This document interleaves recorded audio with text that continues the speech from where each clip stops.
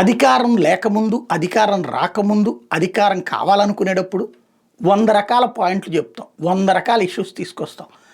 ఆ తర్వాత అధికారంలోకి వచ్చాక అనేకం మారిపోతుంటాయి కాలమాన పరిస్థితుల ఆధారంగా.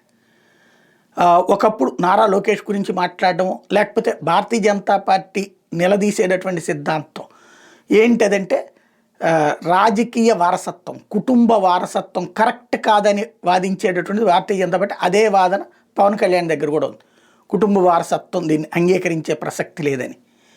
ఇకపైన ఆ ముక్క మాట్లాడకపోవచ్చు, ఎందుకంటే తన సోదరుడికి ఎమ్మెల్సీ ఇప్పించుకోవడం వల్ల.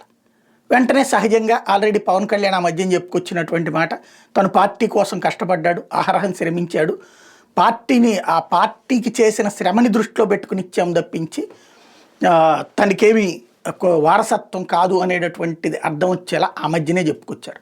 కాకపోతే జనం నమ్ముతారా? ఇప్పుడు ఆ లెక్కనైతే లోకేష్ పని చేయలేదా?